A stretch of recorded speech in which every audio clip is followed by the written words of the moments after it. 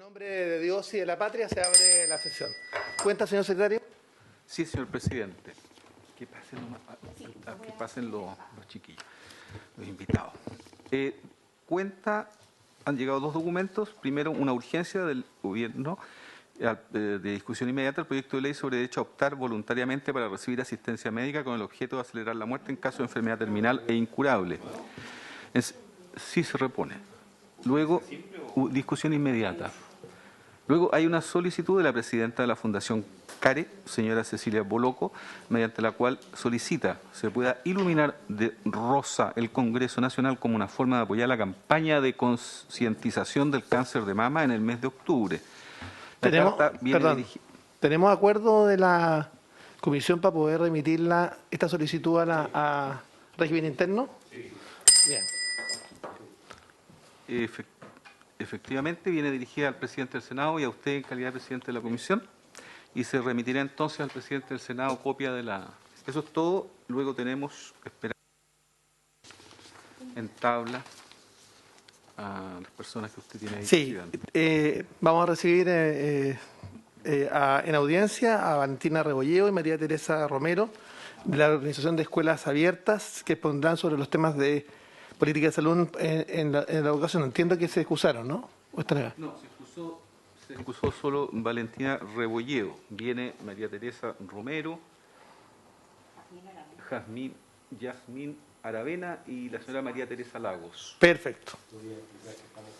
Sí, estamos con una sesión especial en este minuto, en paralelo, así que les pido las excusas por el atraso, porque estamos dando quórum también en la sala del Senado, y si se cae una sesión de sala por falta de quórum porque estamos acá, sería una cosa no muy presentable públicamente. Por eso estamos trabajando en paralelo.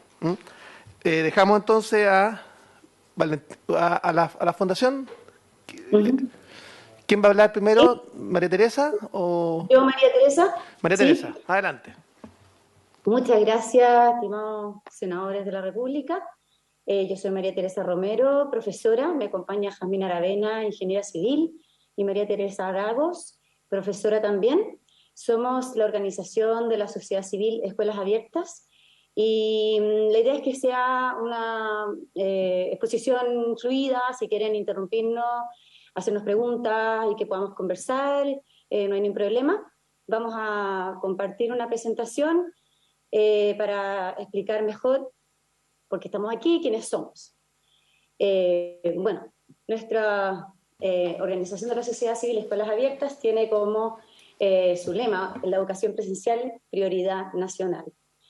Nuestra organización partió el año pasado, en marzo del 2021, frente al cierre de escuelas. Se sacrificó enormemente el futuro de los niños, se puso en riesgo su desarrollo integral, su proceso de aprendizaje, su desarrollo cognitivo, su salud física, socioemocional y su salud mental, su completa salud integral.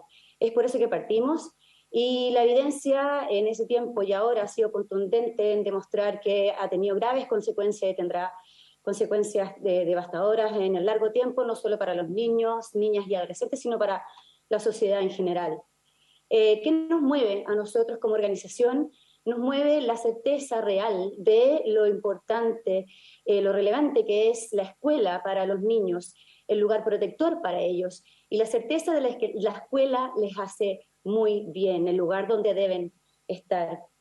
Nos mueve el hecho de que ningún niño vea amenazado su proceso de enseñanza-aprendizaje y interrumpido, en resumen, su salud integral, que es lo que reciben en la escuela, y el consenso internacional de la relevancia de la educación presencial que fue demostrado en esta pandemia.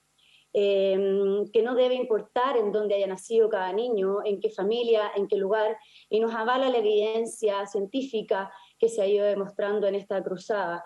También con honestidad tenemos que decir que el año pasado juntamos en una semana más de 15.000 firmas para poner en la opinión pública la irrelevancia que era de abrir las escuelas, y este año, hace un mes, en 2 semanas juntamos más de 20.000 firmas de apoderados y profesores para pedir la eliminación de restricciones en las escuelas. Por lo tanto, somos una voz para representar a muchísimos apoderados a lo largo de todo Chile. ¿Cuál ha sido nuestro trabajo? Nuestro trabajo ha consistido en tener muchísimas reuniones y audiencias con autoridades, con científicos. Por otro lado, hemos puesto en la opinión pública y en la prensa la importancia de la educación presencial y de la eliminación de restricciones en las escuelas. Hemos también asesorado muchísimo a apoderados a lo largo de todo Chile, y por otro lado hemos presentado acciones legales contra sostenedores que no quisieron abrir sus escuelas cuando ya se había dado el vamos por parte del gobierno anterior para abrir los colegios y jardines infantiles. Bueno, y como dije anteriormente, somos esta organización de la sociedad civil representando a apoderados y profesores. Nuestros hitos principales han sido poder tener la oportunidad de asistir a reuniones con ministerios de salud y de educación en ambos gobiernos, en el gobierno anterior y en este gobierno, en el área de salud y educación, como habían dicho, y en reuniones del plan paso a paso, en consejo asesor del Ministerio de Educación.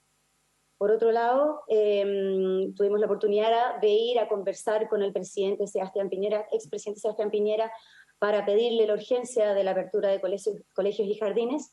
Y este año fuimos a la unidad a entregarle una carta al presidente Gabriel Boric para pedirle también la eliminación de restricciones en las escuelas. También tuvimos la oportunidad de presentar nuestra exposición en el proceso de convención constituyente en diciembre del año pasado, y este año, mientras lo único que se hablaba en la opinión pública era sobre la campaña del plebiscito, pudimos poner en la prensa la relevancia de la eliminación de la obligatoriedad del uso de mascarilla en las escuelas y la eliminación de cuarentena a niños sanos cuando nadie lo veía relevante.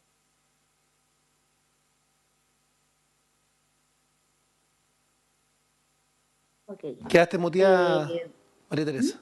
Sí, ahora seguirá María Teresa Laguas. Hola, buenas tardes. Ahora sigo yo. Buenas tardes. Buenas tardes. ¿Por qué estamos acá? Bueno, Chile tiene la más alta tasa de vacunación y refuerzos del mundo. Ya la vacunación superaba el 80% en junio del 2021.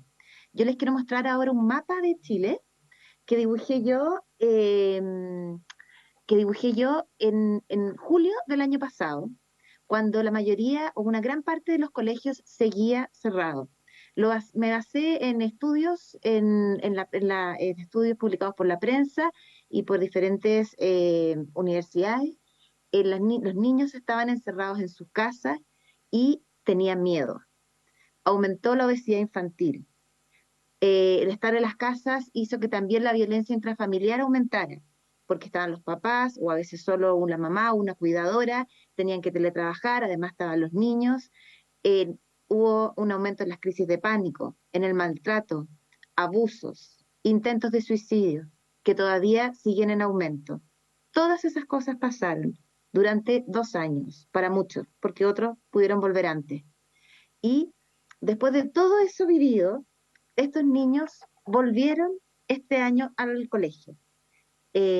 Trayendo una mochila cargada de estrés, de miedo, de vacíos no solo en relación a lo pedagógico, sino también en lo socioemocional, que es lo que le impide socializar bien, tener amigos, compartir, aprender a perder, a ganar, un gran atraso en el desarrollo del lenguaje, niños de tercero o segundo básico que todavía no saben leer, una gran cantidad de niños que necesita atención de fonoaudiólogas, que muchas veces no pueden optar por ella, pero hay graves problemas de aprendizaje, hay graves problemas emocionales y graves problemas de violencia.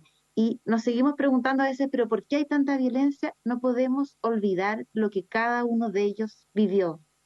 A nosotros tal vez como adultos se nos hace a veces un poco más fácil, pero ellos son niños y adolescentes que estaban en una etapa clave de su desarrollo que se vio estancada por estar encerrados en sus casas.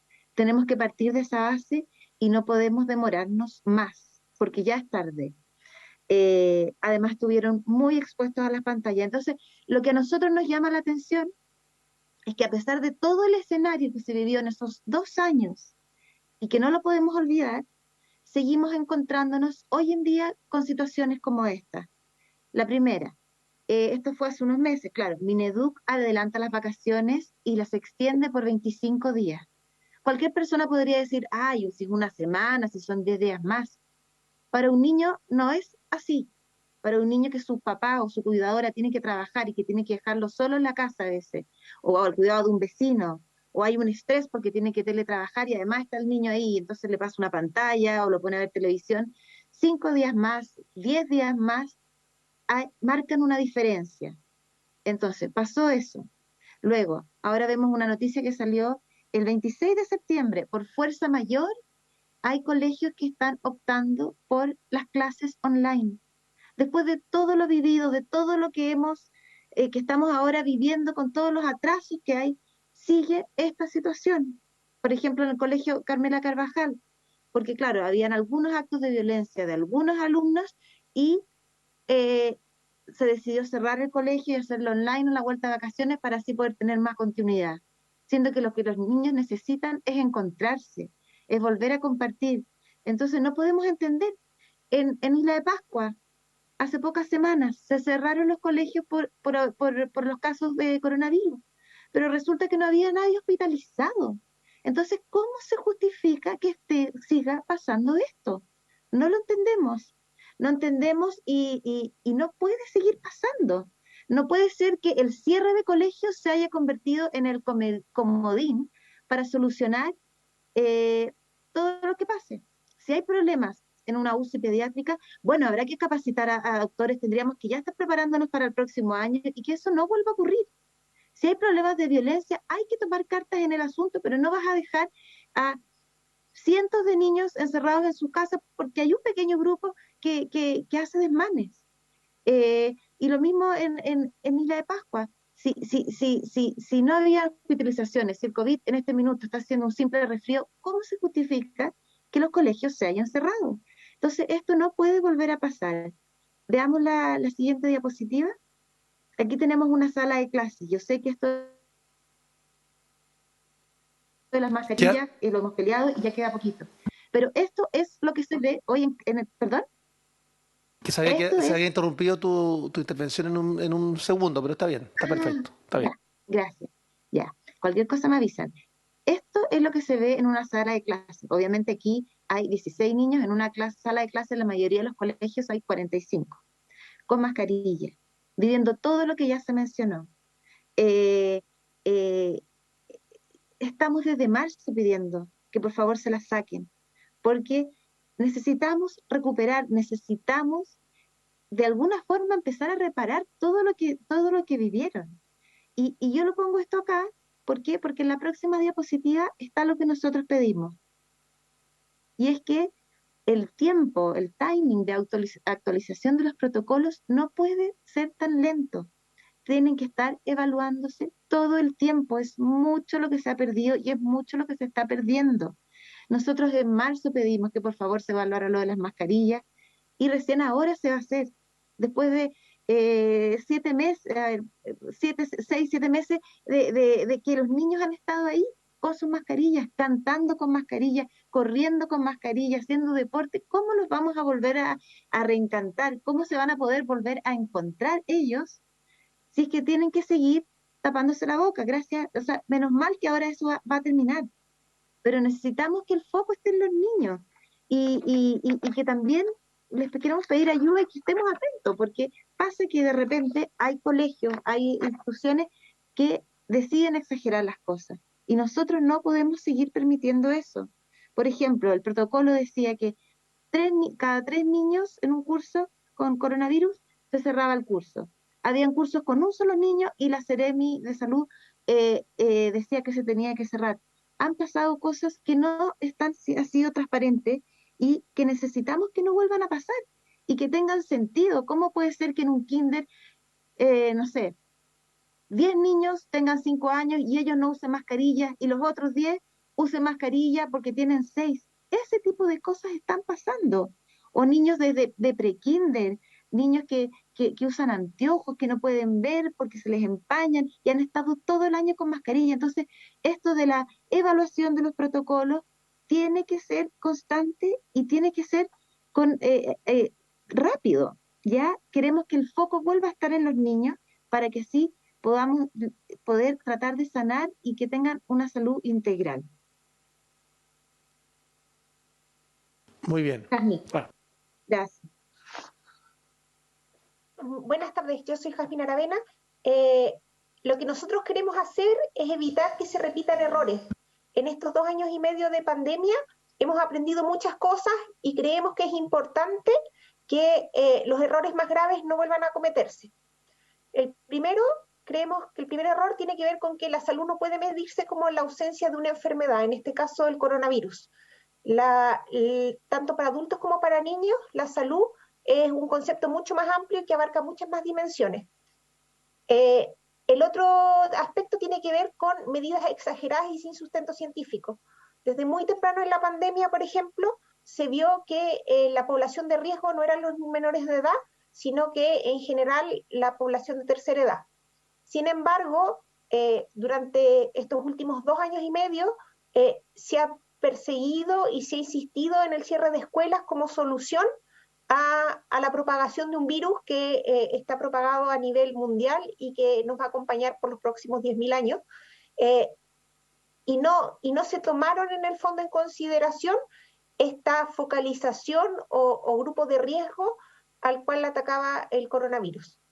Las mascarillas en niños y las cuarentenas también en el fondo es un error en el cual no se quiso tomar en consideración la experiencia previa en otros virus respiratorios en los cuales se demostraba que el 95% de la población en general ocupa mal los elementos de protección como mascarillas y que por tanto su beneficio es mínimo. No obstante, y aquí de nuevo el foco tiene que ver en los niños, a un niño mantener su cara cubierta le genera muchos trastornos porque está en una etapa diferente de crecimiento y de aprendizaje respecto a un adulto.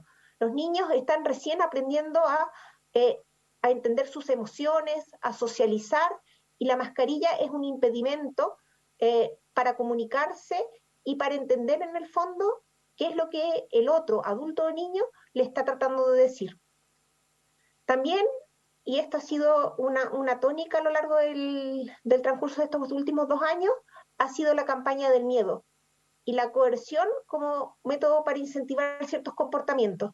Creemos que es importante que a la gente se la eduque respecto de algún tipo de problema o riesgo, pero no puede ser a través del miedo, porque ahora tenemos niños que cuando ahora se está levantando la restricción de mascarillas, tienen susto y andan preguntando a sus papás y a sus profesores, mamá, ¿me voy a morir si es que me saco la mascarilla?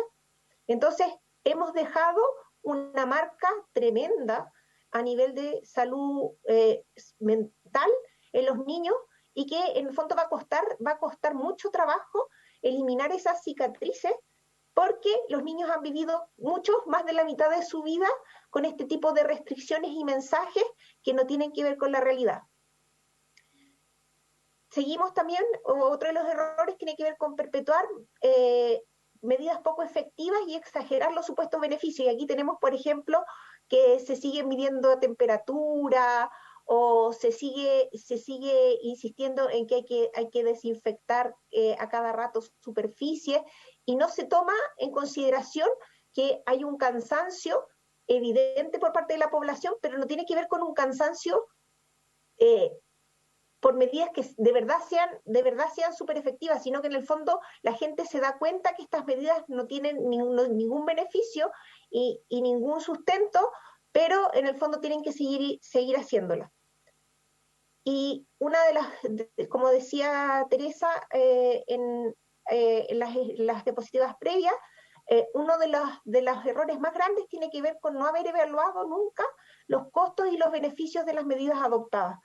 En general se tendió a usar medidas que eran muy agresivas y en la cual solo se puso el foco en esta enfermedad que era este virus de transmisión respiratoria, pero no se puso nunca en la balanza los costos o los efectos negativos, particularmente en distintos estratos de la población, y la mayoría de las medidas fue particularmente dura con el desarrollo de los niños, que tuvieron que pagar los mayores precios, en el fondo, para proteger a los adultos mayores.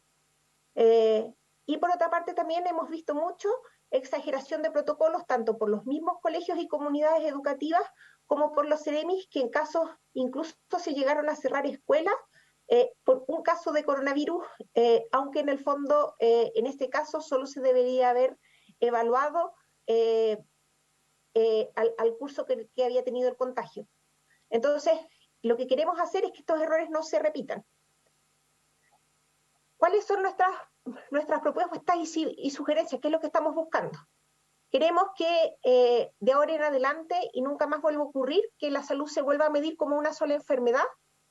En el caso de los niños, y esto tiene que ver con su etapa de desarrollo, la salud y la educación están muy relacionadas, y entonces deben ser abordadas de manera integral. A diferencia de un adulto que ya está formado y digamos que entiende mejor qué es lo que pasa en su ambiente, los niños en esta etapa, ellos están aprendiendo y aprenden de manera en primera persona y haciendo. Entonces, no se puede separar la salud de la educación, y la educación y las escuelas son lugares en los que prestan muchos servicios. Como decía Teresa también al principio, son lugares en los cuales se detecta abuso, se da apoyo psicológico, cuidado, y todos esos servicios sociales se vieron interrumpidos y se ven interrumpidos cuando el colegio cierra. También queremos que se aplique el conocimiento científico real, y queremos que sea claro que los niños no son una población de riesgo, al menos para esta enfermedad, que los cierres de escuelas fueron un error brutal y que por tanto no puede perpetuarse este comodín de cerremos las escuelas ante cualquier tipo de problema que veamos, y necesitamos priorizar la educación y la salud mental de menores, con programas, con apoyos específicos, porque en el fondo los profesores en la mayoría de los casos no tienen todas las herramientas que se necesitan, y entonces desde el punto de vista de salud pública necesitamos que se apoye y que se trate de compensar los errores cometidos y los impactos negativos que tuvo en esta población de menores de edad. Como decíamos también antes, se necesitan tomar en consideración los tiempos y la etapa de desarrollo de los niños, que es completamente diferente a la de los adultos, y aquí tiene que haber una mirada que no se centre solo en las necesidades económicas y de los adultos. Al final pareciera que cuando había que fomentar una actividad económica, muchas veces se revisaron los protocolos y se tomaron actualizaciones mucho más rápidas de la que hubo en los niños, y los padres y toda la sociedad se da cuenta de eso. Y entonces eso también ha ido erosionando un poco cuál es la confianza de las familias y de las personas respecto de las autoridades y las recomendaciones que están haciendo. Y de nuevo, las medidas de salud pública deben evaluarse en relación a los impactos y beneficios.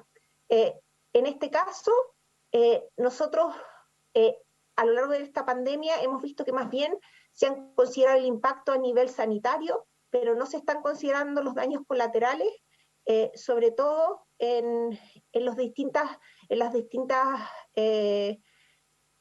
poblaciones, dícese niños, adultos mayores, personas que trabajan. Digamos que cada uno tiene un impacto diferente, pero llegar y enfocarse solo en una enfermedad nos hace perder la perspectiva de que necesitamos no poner una limitación uniforme a toda la sociedad, sino que en el fondo necesitamos focalizar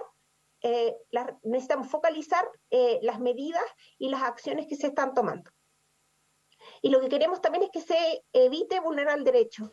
Digamos que aquí primó un deseo de privilegiar el derecho a la salud, pero el derecho a la salud, la salud de los niños en la pandemia nunca ha sido en realidad el verdadero foco. El problema han sido digamos que los problemas de salud mental y de salud psicológica, producto de las restricciones y no producto de la enfermedad del coronavirus. Entonces, lo que nosotros buscamos es que no se vulnere el derecho a la educación en pro de un derecho ficticio o de una necesidad que es muy acotada. Al final, lo que queremos es que se vuelva a tener confianza en que las medidas están considerando el beneficio de todos y no solo de un grupo pequeño de la población, y particularmente no queremos que se distraiga la atención de los niños solo por un tema de decir que ellos son resilientes. Muchas gracias. Yo quiero agradecer por esta presentación. Me gustaría que pudieran enviarnos copia de la misma. Yo vamos a requerir, cuando tengamos el quórum referido en la comisión, mandar un oficio apoyando la lucha que han dado fundamentalmente desde su fundación para los efectos de que las medidas de carácter sanitario que se adopten, aun cuando vamos en proceso de retroceso de las mismas, porque esperamos en camino de que la pandemia se transforme en endemia.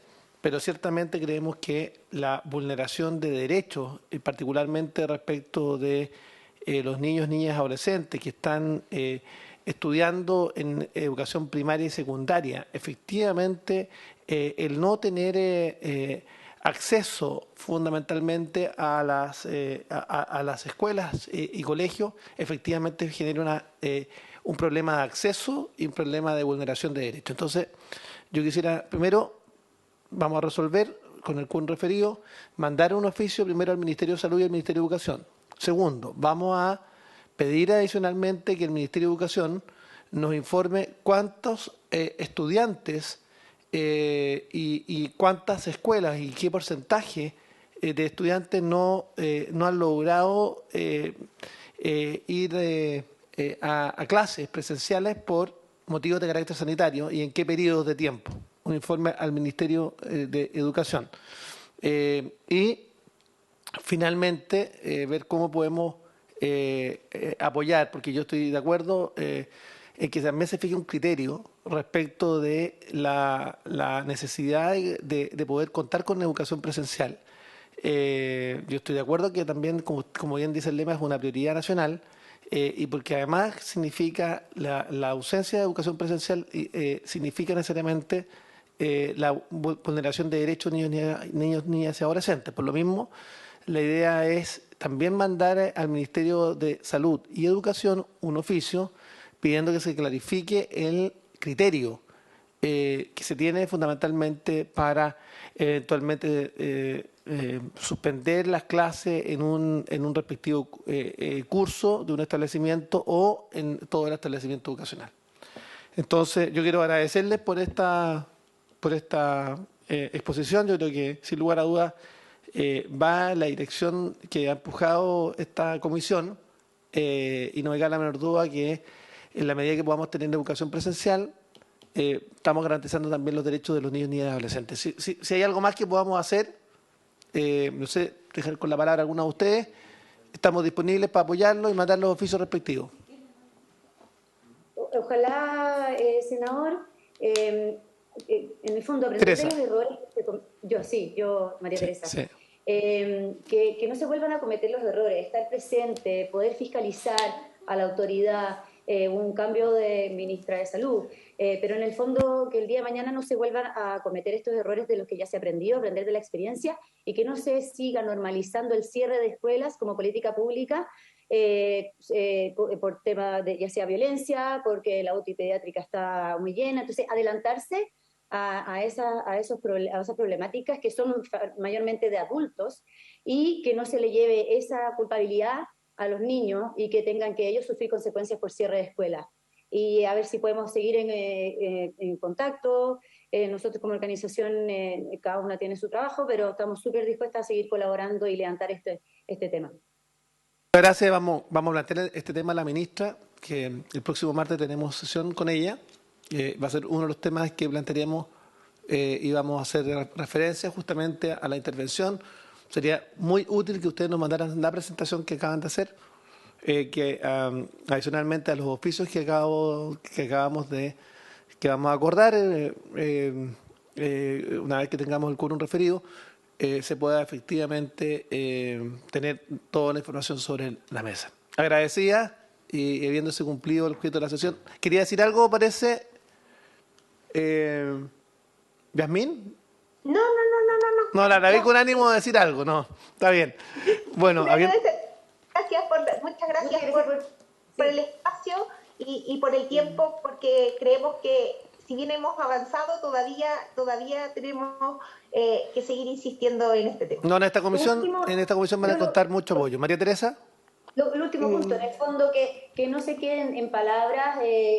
No, si hemos dispuesto los oficios respectivos. Usted entenderá que si mandamos los oficios, no es haberlo escuchado y créame, estamos en paralelo de una sesión de sala, estamos acá dándole el tiempo necesario justamente para que eso ocurra.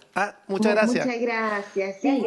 Y que usted dijo que se fijara el criterio para esto de la educación presencial. Que sea la prioridad, que ese sea el criterio. Sí. Que sea lo último a cerrar y que ojalá no se cierre nunca más. Sí. Que sea la prioridad, ese tiene que ser el criterio. Muy bien. Sobre todo la educación inicial, darle la importancia y la relevancia de la educación inicial, por darle a la sociedad, de nuevo, la importancia que tiene de que estén los niños en la sala de clase. Muchas gracias. Bueno, Gracias a ustedes. eso será. Gracias a ustedes. Habiéndose Gracias. cumplido el objeto de la sesión, esta se levanta.